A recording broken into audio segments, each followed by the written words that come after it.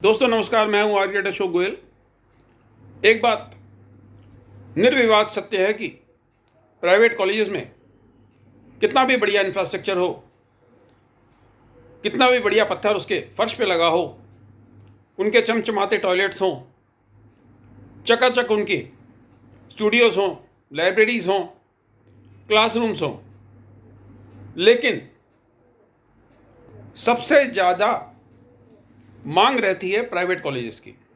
चाहे वो आर्किटेक्चर के कॉलेज हों, चाहे वो मेडिकल के कॉलेज हों, चाहे वो इंजीनियरिंग के कॉलेज हों। हर साल 22-23 लाख लोग बैठते हैं मेडिकल एंट्रेंस में। उन सब की पहली चाहत प्राइवेट कॉलेज नहीं होती, सरकारी कॉलेज होती है।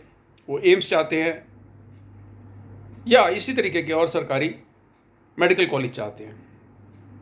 इंजीनियरिंग में पहली चाहत लोगों की IITs होती है, फिर उसके बाद NITs, फिर उसके बाद अगर उनको नहीं मिलता प्रवेश तो वो जाते हैं स्टेट के कॉलेजेस में और उसके बाद प्राइवेट कॉलेजेस में। आर्किटेक्चर में भी कमोवेश यही परिस्थिति है। सबसे ज़्यादा पसंद लोगों की SPAs रहते हैं, school of planning and architecture. इनको इंस्टीट्यूट ऑफ नेशनल इंपॉर्टेंस घोषित कर दिया गया था कुछ साल पहले। IITs में लोगों की इच्छा रहती है आर्किटेक्चर में जाने की, NITs में इच्छा रहती है, CCA चंडीगढ़ हो गया, जामिया हुआ, और इसके अलावा स्टेट के बहुत सारे ऐसे कॉलेजेस हैं। वेस्ट बंगाल का इंजीनियरिंग कॉलेज है जिसमें आर्किटेक्चर में लंबे समय से पढ़ाई कराई जा रही है। दक्षिण भारत के कुछ आर्किटेक्चर कॉलेज हैं, सरकारी आर्किटेक्चर कॉलेज। उसके बाद लोगों की चाहत होती है कि उसमें ना मिले तो स्टेट फंडेड सरकारी आर्किटेक्चर कॉलेज में मिल जाए। जैसे दिल्ली के अंदर गुरु गोविंद सिंह IP यूनिवर्सिटी के तहत 3 कॉलेज हैं जो दिल्ली के हैं, 2 दिल्ली से बाहर के हैं, और इन 3 में से एक कॉलेज स्टेट द्वारा फंडेड है। University school of architecture and planning Guru Govind Singh IP university में स्टेट द्वारा फंडेड है। लेकिन अधिकांश सरकारी आर्किटेक्चर कॉलेजेस में नाटा का स्कोर स्वीकार नहीं किया जाता। नाटा को कंडक्ट किया जाता है काउंसिल ऑफ आर्किटेक्चर द्वारा, और काउंसिल ऑफ आर्किटेक्चर ही वो संस्था है जो आर्किटेक्चर प्रोफेशन और एजुकेशन को रेगुलेट करती है। JEE पेपर 2 के आधार पर SPAs में एडमिशन मिलता है, NITs में एडमिशन मिलता है। कुछ स्टेट के आर्किटेक्चर कॉलेज में JEE पेपर 2 के आधार पर स्कोर के आधार पर एडमिशन मिलता है, कुछ में नाटा के आधार पर। अब JEE पेपर 2 को कंडक्ट किया जाता है नेशनल टेस्टिंग एजेंसी द्वारा। नेशनल टेस्टिंग एजेंसी पे पिछले कुछ सालों से उंगलियां उठती जा रही हैं, और इस साल तो जो उनके घोटाले सामने आए हैं, मैं घोटाला शब्द क्लियरली बोल रहा हूं, जो घोटाले सामने आए हैं उससे सारे देश के लोग चकाचौंध हैं। मांग की जा रही है कि नीट का पर्चा दोबारा कराया जाए, और हाल ही में NTA द्वारा आयोजित किया गया UGC नेट का पर्चा, उसके बारे में भी क्लियर हुआ कि लीक हो गया और उस पेपर को रद्द कर दिया गया। NTA जो संस्था बनी है सोसाइटी रजिस्ट्रेशन एक्ट के तहत, ना उसकी किसी के प्रति कोई जवाबदेही है, ना उसकी कोई जिम्मेदारी है, ना भारत सरकार उसको फंड करती है। ये स्वयं पोषित संस्था है, यानी इसने अपने जो खर्चे उठाने हैं स्वयं उठाने हैं, और खर्चा इसके पास कहाँ से आता है? जो एंट्रेंस एग्जाम देते हैं उनसे जो फीस ली जाती है। और यही ऐसा कारण है कि इनका जो सिक्योरिटी सिस्टम है वो रोबस्ट नहीं है।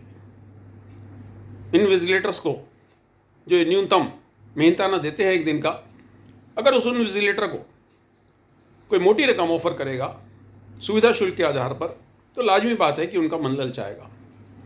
बहरहाल हमें मेडिकल सीट से या UGC नेट से कुछ लेना देना नहीं है।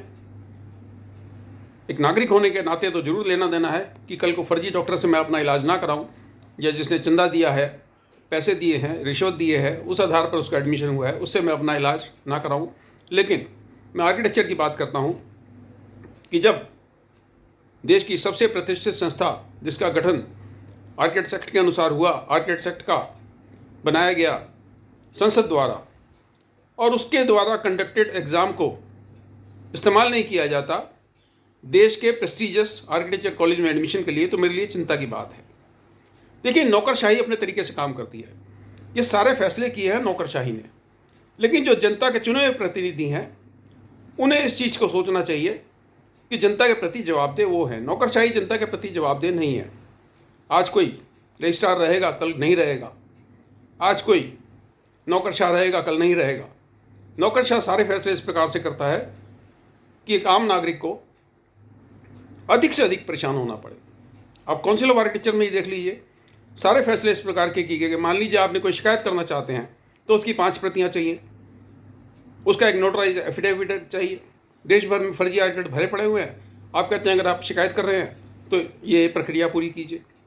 अगर कोई आर्किटेक्ट अपने कुछ साल रिन्यूअल फीस जमा कराना भूल गया, उस पर 10 रुपये रोज का जुर्माना लगा दिया।